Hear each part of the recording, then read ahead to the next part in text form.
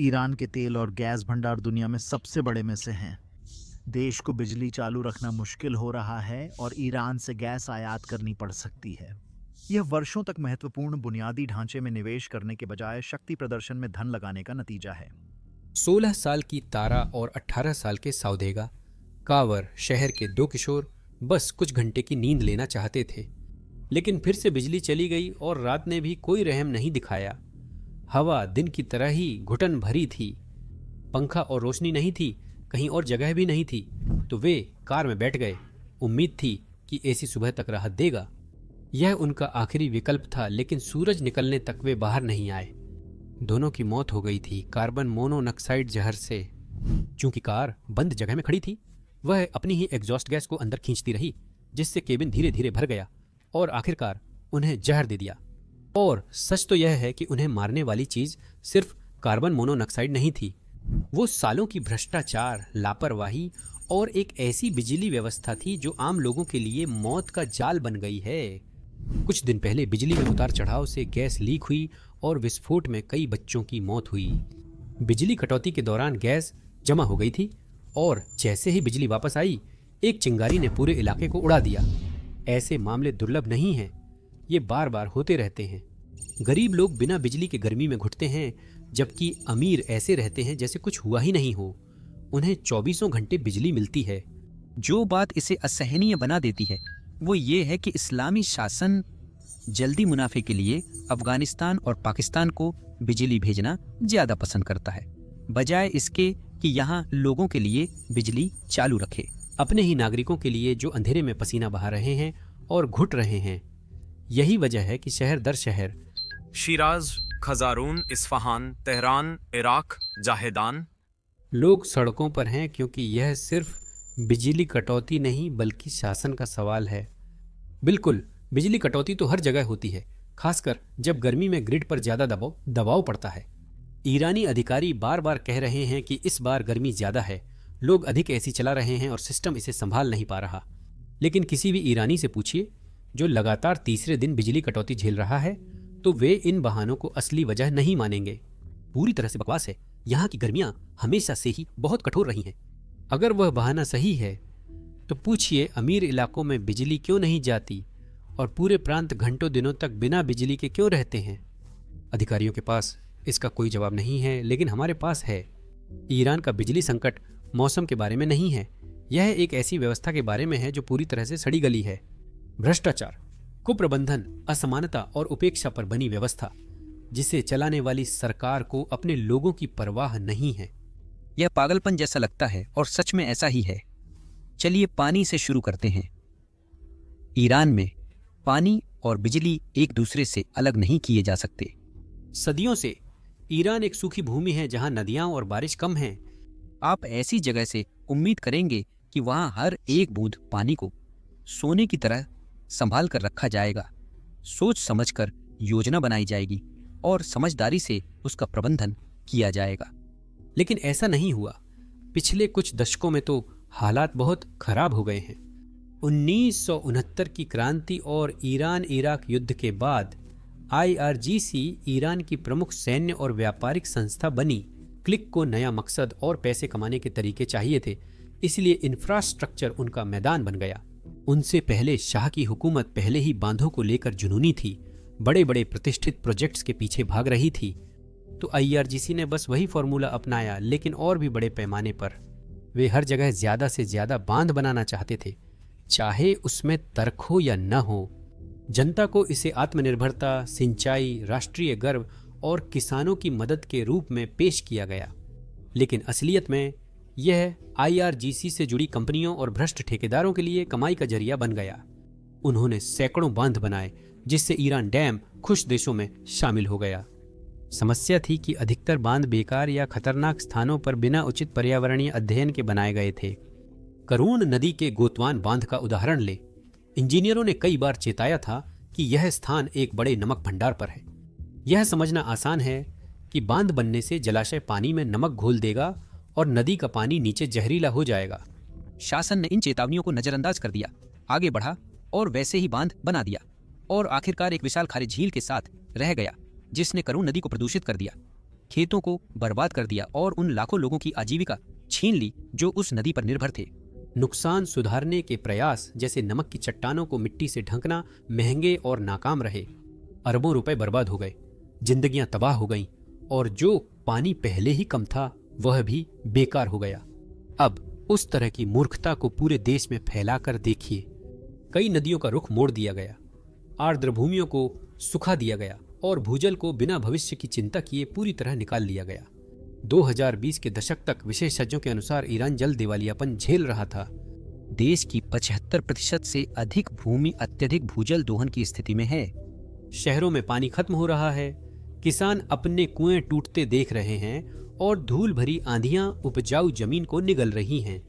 हम पहले ही ईरान के जल संकट को एक अलग वीडियो में कवर कर चुके हैं और मुझ पर भरोसा करें, यह देखना वाकई जरूरी है ताकि आप समझ सकें कि यह समस्या कितनी गहरी है। यहाँ पानी इतना जरूरी क्यों है? ईरान ने बिजली आपूर्ति में जल विद्युत पर निर्भरता बढ़ाई, लेकिन रेगिस्तानी धूप के बावजूद सौर ऊर्जा में गंभीर निवेश नहीं किया।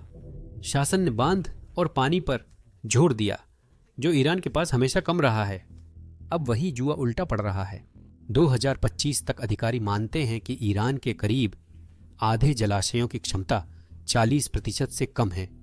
कुछ बड़े बांध मुश्किल से काम कर रहे हैं, कई छोटे बांध द भय अब ढोबींद लगभग बेकार हैं। यह 12,000 मेगावाट से भी ज्यादा जल विद्युत क्षमता है, जो सिर्फ इसलिए बेकार हो गई है क्योंकि टरबाइन घुमाने के लिए पर्याप्त पानी नहीं है और हर गुजरती गर्मी पिछली बार से भी ज्यादा गर्म और सूखी होती जा रही है।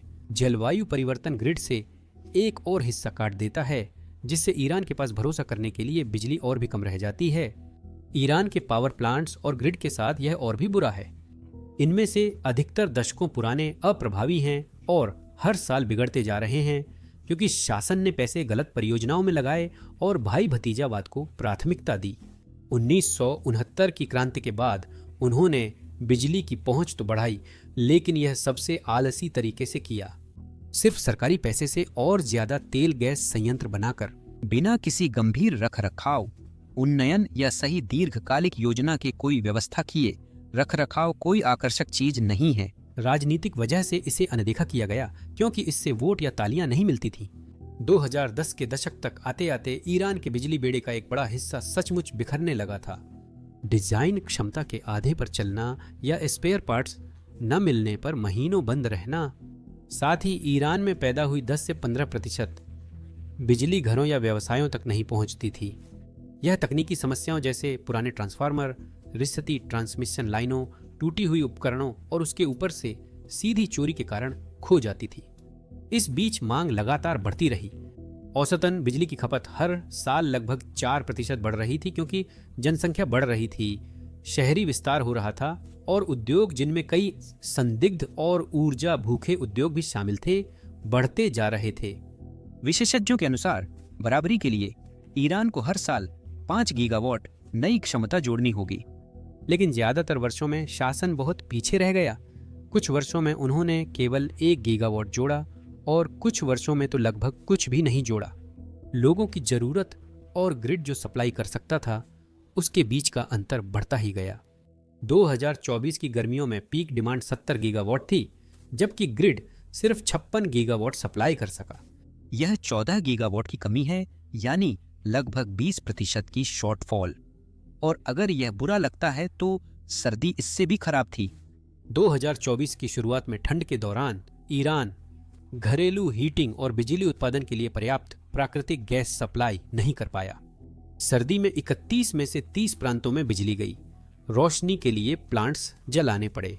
मजूद, जो सबसे गंदा भारी ईंधन तेल है, अगर आप मजूद को नहीं जानते तो ये बैरल के बिल्कुल नीचे की गंदगी है और आमतौर पर इसे ज्यादातर शहरों में बैन किया जाता है क्योंकि ये गाढ़ा जहरीला धुआं पैदा करता है। ईरान इसे बड़े पैमाने पर जला रहा था, जिससे तेहरान, इस्फहान और अन्य शहर काले धुएं में ढक गए। सोचिए, आप ठंड में बिना बिजली के हैं और जो थोड़ी बिजली आती है वो हवा को जहरीला कर देती है। स्थिति इतनी खराब हो गई थी। ऐसे अनुभव शासन के लिए चेतावनी थे कि व्यवस्था अपने बोझ तले चरमरा रही थी।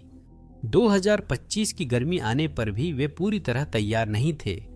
मई में शुरुआती लू के कारण मांग पिछले साल की तुलना में 19% बढ़ गई। और ईरान को अनुमानित 30,000 मेगावाट की कमी का सामना करना पड़ा, जो कि पीक समय पर ग्रिड को जितनी जरूरत थी उसका लगभग आधा था। लेकिन बुनियादी समस्याएं ठीक करने के बजाय, जैसे पुराने प्लांट्स बदलना, नवीकरणीय ऊर्जा में निवेश या ट्रांसमिशन सिस्टम सुधारना, शासन ने अरबों dollar Syria, Iraq, Lebanon, Yemen में प्रॉक्सी युद्धों पर खर्च किए, परमाणु कार्यक्रम में सभी संसाधन लगाए। यह परमाणु कार्यक्रम बहुत पानी बिजली खर्च करता है और शासन ने इजराइल को मिटाने के लिए हजारों मिसाइलें बनाई हैं। विडंबना यह है कि 1969 की क्रांति से पहले इजराइल ईरानी किसानों को आधुनिक कृषि, जल प्रबंधन और सिंचाई तकनीकों से मदद कर रहा था। दोनों देश शुष्क हैं और समान प्राकृतिक चुनौतियां झेलते हैं। आज इजराइल जल शोधन, पुनर्चक्रण और सिंचाई निर्यात में अग्रणी है, जबकि ईरान अपनी असफलताओं के कारण पीछे रह गया है। तो ईरान के ऊर्जा मंत्रालय का समाधान क्या है? बिजली कटौती तय करना, भीख मांगना और धमकियां देना। मैं बढ़ा चढ़ाकर नहीं कह रहा हूं। आधिकारिक बयानों में नागरिकों से लाइटें बंद करने, एसी का तापमान बढ़ाने और ग्रिड की मदद करने की अपील की गई। चेतावनी दी गई कि न मानने पर सरकार बिजली काट देगी। सरकारी दफ्तरों और बैंकों को जल्दी बंद करने या हर दूसरे दिन ही खोलने का आदेश दिया गया। जुलाई 2025 के मध्य तक औद्योगिक क्षेत्रों में हफ्ते में 4 दिन बिजली काट दी गई थी। फैक्ट्रियां या तो पूरी तरह बंद थीं या फिर अधिकतम आधी क्षमता पर चल रही थीं। तेहरान के बाहर एक प्रमुख औद्योगिक क्षेत्र में 5,000 फैक्ट्रियों में से 3,000 ने पूरी तरह से उत्पादन बंद कर दिया क्योंकि उनके पास बिजली नहीं थी, जबकि बाकी फैक्ट्रियां बहुत ही कम उत्पादन के साथ इसी तरह चल रही थीं। उस आर्थिक तबाही की कल्पना करें। मजदूर बिना वेतन घर भेजे गए, उत्पादन रुका, मशीनें बंद रहीं। ईरान के चैम्बर ऑफ कॉमर्स ने माना कि 2023 में बिजली कटौती से अर्थव्यवस्था को रोज करीब $200 मिलियन का नुकसान हुआ। 2025 में भी आंकड़े उतने ही खराब हैं या शायद और भी बुरे। और यह सब एक ऐसी अर्थव्यवस्था पर बोझ डाल रहा है जो पहले से ही ढह रही है। रियाल लगातार अपनी कीमत खोता जा रहा है। मुद्रास्फीति 50% से ऊपर है और वेतन से पहले जितना खरीद सकते थे अब नहीं खरीद पा रहे हैं। कुछ ईरानी अर्थशास्त्रियों के अनुसार 5 में से 4 ईरानी गरीबी रेखा पर या नीचे हैं, यानी 80%। बेरोजगारी खासकर युवाओं में बहुत गंभीर है। ग्रेजुएट्स घर पर बेरोजगार हैं, न नौकरी, न आमदनी, न भविष्य का मौका। घर में फंसे सरकार के अमीर लोग अपने बच्चों को विदेश भेज रहे हैं। आप जवान और बेरोजगार हैं, पैसे नहीं हैं, 45 डिग्री में पसीना बहा रहे हैं, ना एसी है ना इंटरनेट। कुछ नहीं करना, अंधेरे में बैठे सोचो कि जिंदगी ऐसी क्यों है। वो नाराजगी कभी खत्म नहीं होती बल्कि बढ़ती है। इसी कारण इतने प्रदर्शन हो रहे हैं। फिर खाना है, किसी को भी नहीं बख्शा गया। करमान प्रांत में शासन के वादों के बाद भी किसानों ने अपनी 60% संतरे और बड़ी मात्रा में खजूर की फसल गंवा दी है, सिर्फ इसलिए क्योंकि जब उन्हें बिजली की जरूरत थी तब वह या तो चली गई या फिर कभी वापस नहीं आई। बिजली जाने से सिंचाई पंप बंद हो गए, कुएं सूख गए या मोटरें वोल्टेज झटकों में जल गईं। किसानों के लिए ये सिर्फ आय ही नहीं, पूरे सीजन की मेहनत का भी नुकसान था। देश के लिए इसका मतलब था महंगे खाद्य पदार्थ, कम आपूर्ति और बाकी सब समस्याओं के ऊपर एक और संकट। दक्षिणी शहरों जैसे आवास और बंदर अब्बास में बिजली कटौती केवल व्यापार नुकसान या मशीन खराबी तक सीमित नहीं, ये तय करता है लोग गर्मी में बच पाएंगे या नहीं। जब तापमान 45 डिग्री से ऊपर और एसी बंद हो तो फ्लैट तंदूर जैसे गर्म हो जाते हैं। इसी तरह टाटा और साड़ेगा कावर के वे 2 किशोर जब बिजली चली गई तो अपने पिता की कार में दम घुटने से मर गए। यहाँ तक कि जब बिजली वापस आती है तो वह अपने साथ खतरे भी लाती है, जैसे वोल्टेज का बढ़ना जिससे गैस लीक हो गई, उसमें आग लग गई और यह एक त्रासदी में बदल गया। मीना को ब्लैकआउट में बच्चों को अकेला छोड़ने से डर लगता था। उन्हें हमेशा लगता था कुछ बुरा हो सकता है और आखिरकार वह सही साबित हुई। और इस सब के दौरान सरकार ने तो जरा भी हमदर्दी नहीं दिखाई। 2025 में ईरान के नए राष्ट्रपति टेलीविजन पर आए और उन्होंने वह कर दिखाया जिसकी कोई कल्पना भी नहीं कर सकता था। उन्होंने लोगों को ही दोषी ठहरा दिया। उनके अनुसार ईरानियों की गलती थी कि वे बहुत ज्यादा और सस्ती बिजली का लंबे समय तक फिजूल इस्तेमाल कर रहे थे। सोचिए, वही लोग जो कई दिनों तक बिना लाइट या एसी के बैठे रहते हैं, उन्हें ही बताया जा रहा है कि वही समस्या की जड़ है। यह नेतृत्व नहीं है, यह तो पूरे देश के स्तर पर गैस लाइटिंग है। सस्ती बिजली का क्या फायदा जब ग्रिड उसे सप्लाई ही नहीं कर सकता। कई बार वे प्रकृति को दोष देते हैं, कभी कम बारिश के लिए, कभी ज्यादा गर्मी के लिए, और हाँ, जलवायु परिवर्तन ने हालात और भी खराब कर दिए हैं। वे नहीं मानते कि ईरान का ऊर्जा संकट इंसानों की बनाई समस्या और उसकी अक्षमता है, और उनके शासन में पूरा ऊर्जा तंत्र कितना पिछड़ा हुआ हो गया है। लापरवाही और भ्रष्टाचार के कारण ईरान के पास दुनिया का दूसरा सबसे बड़ा प्राकृतिक गैस भंडार है। कागजों पर यह ऊर्जा महाशक्ति है, पर असल में लोग सर्दियों में ठिठुरते और गर्मियों में झुलसते हैं। इस संपत्ति का प्रबंधन बहुत खराब है। जो लोग कहते हैं कि प्रतिबंध और अलगाव भी समस्या हैं, हाँ, ये सच है। ईरान गैस उत्पादन बढ़ाने या पावर प्लांट्स अपग्रेड करने के लिए आधुनिक टरबाइन, स्पेयर पार्ट्स, पेट्टा या विदेशी निवेश नहीं ला सकता। लेकिन जब 2015 के परमाणु समझौते के बाद कुछ वर्षों के लिए प्रतिबंध हटा दिए गए थे, जब ईरान के पास अचानक अरबों की जमी हुई संपत्ति खुल गई थी, तब भी शासन ने उस मौके का समझदारी से इस्तेमाल नहीं किया। अपग्रेड, प्लांट सुधार, ग्रिड ठीक करने या सौर पवन ऊर्जा में निवेश के बजाय जो ईरान के पास बहुत है, उन्होंने उस पैसे को प्रतिष्ठा परियोजनाओं, सैन्य खिलौनों में लगा दिया और IRGC को मोटे मोटे ठेके पकड़ने दिए। ग्रिड पुराना ही रहा। इतने सूरज और हवा के बावजूद ईरान की नवीकरणीय ऊर्जा की हिस्सेदारी बहुत कम है, जो मजाक लगती है। वे विविधता ला सकते थे, पर नहीं लाए। सत्ता में बैठे लोगों ने तेल गैस की आमदनी को निजी ATM की तरह इस्तेमाल किया, आम लोगों को ब्लैकआउट में छोड़ दिया। हालत और भी खराब तब हो गई जब ईरान ने जो बिजली पैदा की, उसे भी अमीर और ताकतवर लोगों ने जल्दी से हड़प लिया। और माने या न माने, सस्ती बिजली का बड़ा हिस्सा क्रिप्टो माइनिंग में खर्च हुआ। हाँ, बिटकॉइन ईरान के बिजली संकट का बड़ा हिस्सा है। पिछले कुछ वर्षों में ईरान बिटकॉइन माइनिंग के लिए दुनिया के सबसे बड़े केंद्रों में से एक बन गया है, क्योंकि यहाँ बिजली पर भारी सब्सिडी दी जाती है, जिससे यह दुनिया में सबसे सस्ती हो जाती है। अगर आप आम नागरिक हैं तो अब भी बिजली के लिए कम पैसे देते हैं, लेकिन अगर आप एक जुड़े हुए व्यवसायी हैं या आप जिसे औद्योगिक संचालन कहते हैं उसे चलाते हैं, तो आप इसे लगभग मुफ्त में प्राप्त कर सकते हैं। और चूंकि ईरान की अर्थव्यवस्था पर भारी प्रतिबंध लगे हैं, कुछ अंदरूनी लोगों ने समझ लिया कि वे उस सस्ती बिजली को बिटकॉइन में बदल सकते हैं और फिर उसे विदेशों में डॉलर या यूरो में बेच सकते हैं, ताकि प्रतिबंधों को दरकिनार किया जा सके। 2019 से सरकार ने क्रिप्टो माइनिंग को आधिकारिक रूप से वैध किया। उन्होंने बेहद कम बिजली दरें पेश की, जो पहले से ही सब्सिडी वाली लागत का एक हिस्सा थीं, बशर्ते कि माइनर्स अपने बिटकॉइन का एक हिस्सा केंद्रीय बैंक को दें।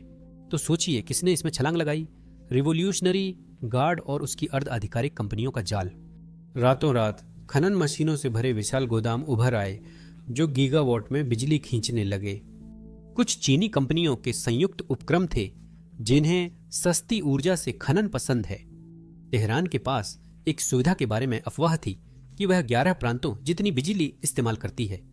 विश्लेषकों के अनुसार चरम पर ईरान वैश्विक बिटकॉइन माइनिंग का 4-5% था, जो काफी बड़ा है। एक वरिष्ठ अधिकारी ने बताया कि ज्ञात माइनिंग ऑपरेशंस ग्रिड से 600 से 2000 मेगावाट बिजली ले रहे थे। अगर आप इसकी तुलना करें तो यह ऊपरी आंकड़ा एक पूर्ण पैमाने के परमाणु ऊर्जा संयंत्र के उत्पादन के बराबर है।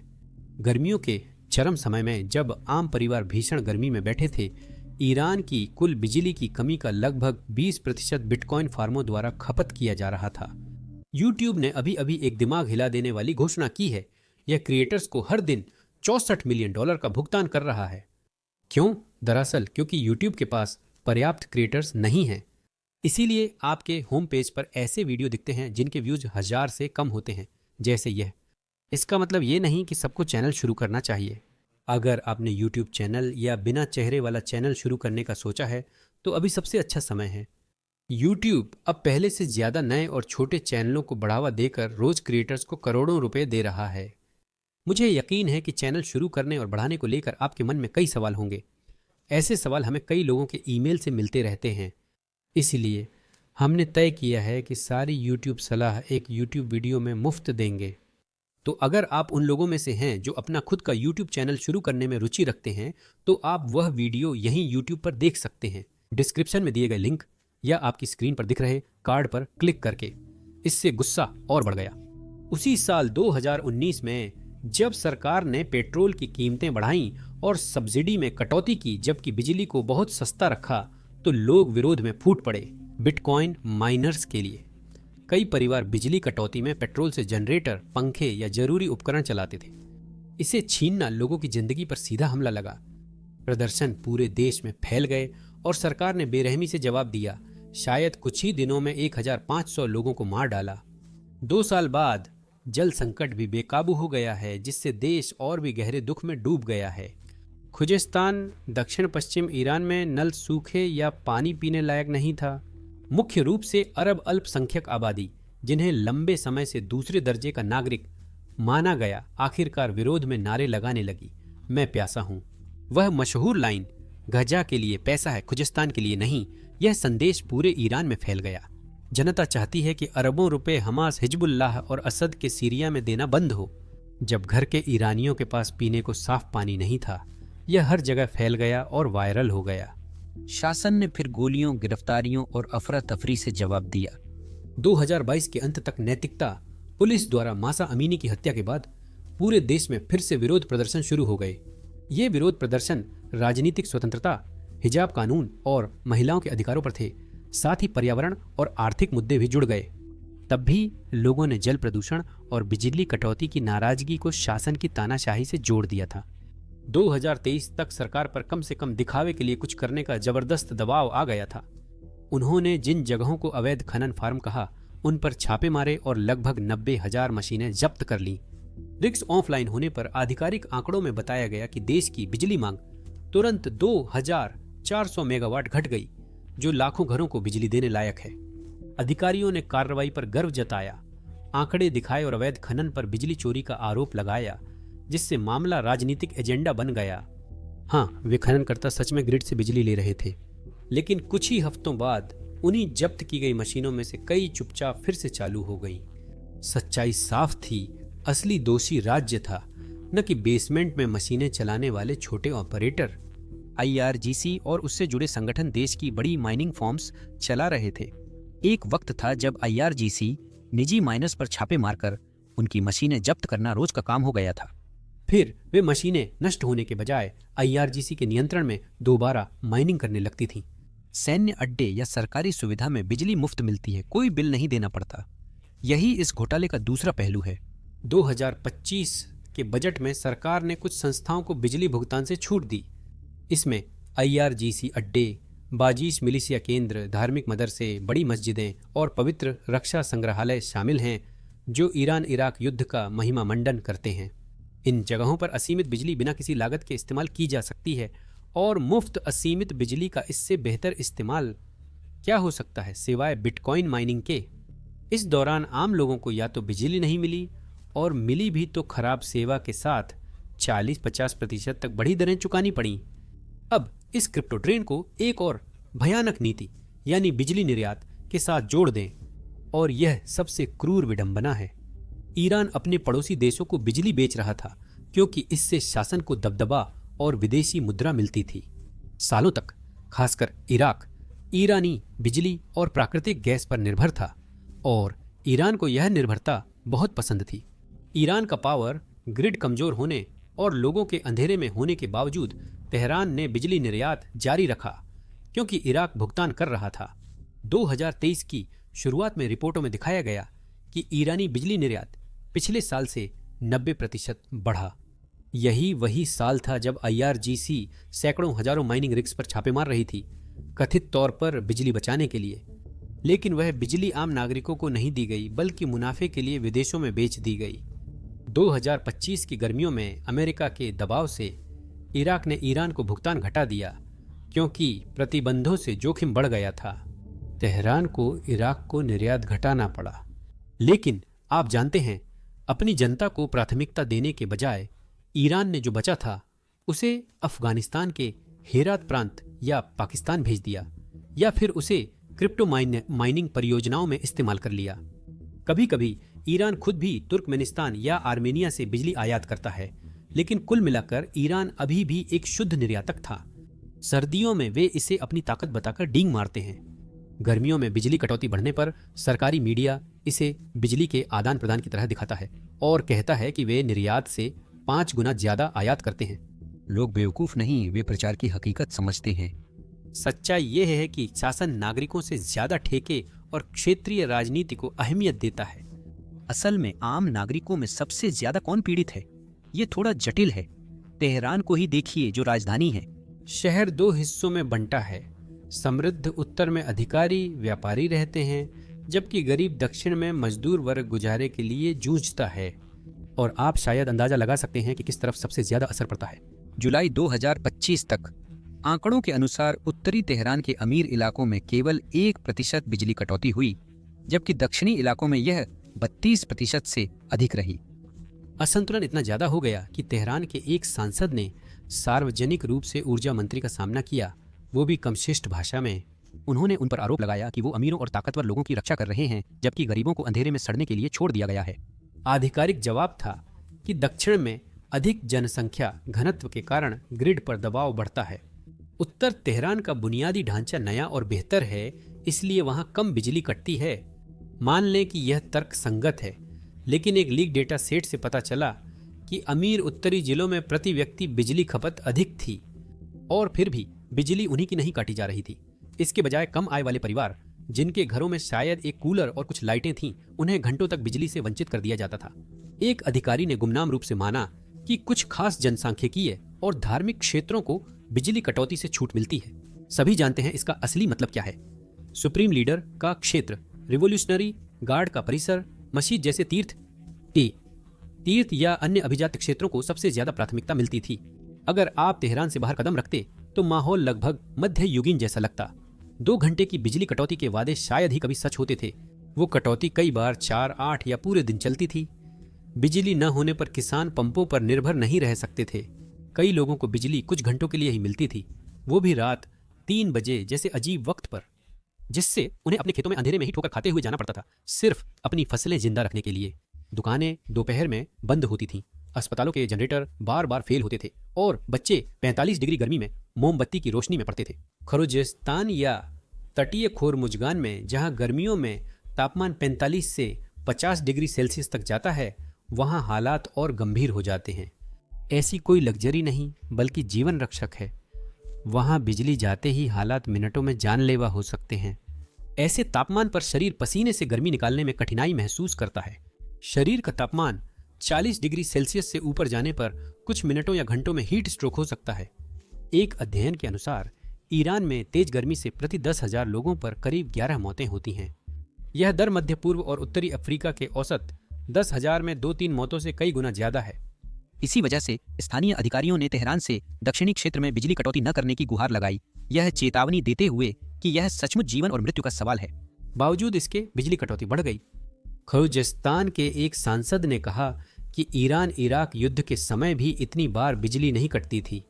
ईरान के एक गर्म प्रांत के सांसद ने कहा कि 50 डिग्री की गर्मी में बिजली काटना तर्कसंगत नहीं है। जब आपके सांसद ही आपको कुप्रबंधन का दोषी ठहराएं, तो ये व्यवस्था के अंदर टूटने का संकेत है। 2025 में बिजली संकट फिर से लोगों को उस शासन के खिलाफ एकजुट कर रहा है जो खुद को प्रकाश कहता है। एक ऐसी सरकार जो दिव्य मार्गदर्शन और प्रबुद्धता की उपमाओं में डूबी हुई है, लेकिन असल में रोशनी जलाए रखने में असमर्थ है। सालों तक बहाने बनाने के बाद अब लोग इन बातों पर विश्वास नहीं कर रहे हैं। इससे शासन बहुत मुश्किल स्थिति में आ गया है। अब अधिकतर ईरानी मानते हैं कि समाधान सिर्फ राजनीतिक बदलाव है। यहाँ तक कि विपक्षी नेता मरियम रजवी भी इसमें शामिल हैं। रजवी ईरान के नेशनल काउंसिल ऑफ रेजिस्टेंस की निर्वाचित अध्यक्ष हैं, जो निर्वासन में सबसे संगठित विपक्षी समूहों में से एक है। वह लंबे समय से इस शासन की कट्टर आलोचक रही हैं, और हाल ही में उन्होंने घोषणा की कि जब तक यह लूटपाट करने वाला शासन सत्ता में है, तब तक न तो पानी, न बिजली और न ही अन्य बुनियादी ज़रूरतें कभी पूरी हो पाएंगी। वे हमेशा ऐसा ही कहेंगी, क्योंकि उनका करियर इस्लामिक रिपब्लिक का विरोध करने पर ही बना है। लेकिन इस बार जो बात अलग है वह यह है कि उनका संदेश अब विदेश से आई हुई बयानबाजी जैसा नहीं लगता। यह भावना अब देश के अंदर आम ईरानियों में भी बढ़ती जा रही है, जो अब अपने सब्र की हद तक पहुंच चुके हैं। अगर सरकार नागरिकों की बुनियादी जरूरतें नहीं दे सकती, तो ऐसी सरकार का क्या फायदा। आयतुल्लाह का आखिरी दाम हमेशा एक ही होता है, विदेशियों को दोषी ठहराना। वह जब भी फंसता है तो सरकारी मीडिया और समर्थक तुरंत CIA, झायोनिस्ट या किसी पश्चिमी साजिश को दोष देते हैं। बिजली गुल होना और विरोध प्रदर्शन विदेशी साजिश या पश्चिमी जासूसों की चाल बताई जाती है। ये दशकों से चलता आ रहा है। सोचिए क्या वे सच में मानते हैं कि लोग विश्वास करेंगे कि CIA ने उन्हें नमक की सतह पर बांध बनाने को कहा, या कि मोसाद ने किसी तरह रिवॉल्यूशनरी गार्ड को चोरी की बिजली पर बिटकॉइन माइन चलाने के लिए मजबूर किया? ईरानी अब इस बात को नहीं मान रहे हैं। पैटर्न बहुत साफ है, लालच तो अपने ही देश का है। अब कई ईरानी मजाक करते हैं कि सरकार जल्द ही बिजली को बगावत का जरिया बना देगी। शायद जल्द ही घर में जनरेटर रखना भी सरकार को बगावत लगेगा। इसका मतलब है कि आप सरकार की बिजली व्यवस्था पर भरोसा नहीं करते। और दुख की बात यह है कि सरकार की सनक को देखते हुए ये बात ज्यादा अजीब भी नहीं लगती। जिन संकटों की हमने चर्चा की है, जैसे ऊर्जा, पानी, अर्थव्यवस्था, बेरोजगारी और खाने की कमी, ये सभी आपस में जुड़े हैं। सरकार इन सबको एक साथ ठीक नहीं कर सकती। और सच तो यह है कि अगर एक समस्या और बढ़ती है तो बाकी भी उसके साथ ही बिगड़ जाती हैं। बिजली कटौती और पानी संकट आपस में जुड़े हैं, जो दशकों के भ्रष्टाचार और कुप्रबंधन का नतीजा है। भ्रष्टाचार और लापरवाह विदेश नीति अर्थव्यवस्था को पतन की ओर ले जाती है। इन सब का जोड़ एक ही जगह जाता है, सड़कों पर बढ़ता गुस्सा। ईरान के सर्वोच्च नेता और अधिकारी इन प्रदर्शनों को नागरिकों की सेवा संबंधी शिकायतें नहीं मानते। वे इन्हें सुरक्षा के लिए खतरा मानते हैं और उनके पास अब भी जवाब देने के लिए काफी ताकत है। इनकलाबी गार्ड्स, बसीज मिलिशिया और पुलिस सभी प्रदर्शनकारियों के साथ उन्हीं सड़कों पर मौजूद हैं। शिराज जैसे शहरों में उन्होंने भीड़ पर आंसू, गैस और डंडों का इस्तेमाल किया है। हम पिछले घटनाक्रमों से जानते हैं कि अगर इस शासन को खतरा महसूस होता है तो ये बड़े पैमाने पर हिंसा करने से नहीं हिचकिचाएंगे। 2019 का खूनी नवंबर यह साफ कर चुका है। तो असली सवाल यह है कि क्या ये विरोध प्रदर्शन डर और थकावट के चलते धीरे धीरे खत्म हो जाएंगे या ये और बढ़ते रहेंगे? खैर, इसका अंदाजा लगाना मुश्किल है, लेकिन एक बात तो तय है, चाहे अधिकारी दमन के जरिए या सितंबर के ठंडे मौसम से कुछ समय खरीद लें, गुस्सा बना रहेगा और शायद फिर से फूट पड़ेगा, और शायद पहले से भी ज्यादा जोर से। जैसा कि मैंने कहा, ईरान इन मुख्य समस्याओं को ठीक नहीं कर सकता, न कुछ हफ्तों में, न कुछ महीनों में, और खासकर जब तक यही लोग सत्ता में हैं। वे जादू से बांध नहीं भर सकते, बारिश नहीं ला सकते और नए पावर प्लांट भी नहीं बना सकते। इसमें सालों लगते हैं और विदेशी निवेश व आयातित पुर्जों की जरूरत होती है, जो वे प्रतिबंधों के कारण नहीं ला सकते। वे क्रिप्टो माइनिंग फार्म बंद कर सकते हैं, निर्यात घटा सकते हैं या मिसाइल और परमाणु कार्यक्रम धीमे कर सकते हैं ताकि संसाधन मुक्त हों, लेकिन इससे उनकी जेब और रणनीति पर असर पड़ेगा, इसलिए वे जानबूझकर देरी करते हैं। वे गंभीर संरक्षण प्रयासों को आगे बढ़ा सकते हैं, लेकिन सच्चाई यह है कि लोग पहले से ही मजबूरी में बचत कर रहे हैं। ब्लैकआउट्स जबरन संरक्षण हैं, और तब भी घरों में लोग मुश्किल से जितनी बिजली मिलती है उसी से गर्मी में जीने की कोशिश कर रहे हैं। कीमतें बढ़ाना या सब्सिडी घटाना केवल बड़े विरोध का खतरा बढ़ाएगा। सीधे कहें तो ईरानी सरकार अपने ही जाल में फंस गई है। यह तानाशाही उपेक्षा का क्लासिक उदाहरण है। जब लोग शांत या दबे थे, तब शासन ने सार्वजनिक सेवाओं से ज्यादा अपनी वैचारिक प्राथमिकताओं और अभिजात वर्ग की समृद्धि को महत्व दिया। उनका मानना था कि दमन असंतोष खत्म कर सकता है, लेकिन प्रकृति को दबाया नहीं जा सकता। पानी एक बार चला जाए तो लौटता नहीं। बिना पानी न जीवन बचता है, न सभ्यता टिकती है। अब शासन वही भुगत रहा है जो उसने बोया था। एक ऐसा सड़ा हुआ तंत्र जिसकी बुनियादी ढांचा भी ढह रही है, और यही गिरावट उसे गिरा सकती है। ईरान में रात होते ही कई घर फिर अंधेरे में डूब जाएंगे। फिर भी उस अंधेरे में लोगों की आंखों में दृढ़ संकल्प की चमक है कि वे इसे नया सामान्य नहीं बनने देंगे। हर संकट में बदलाव के बीज होते हैं, और ईरान का बिजली संकट बड़े बदलाव का कारण बन रहा है।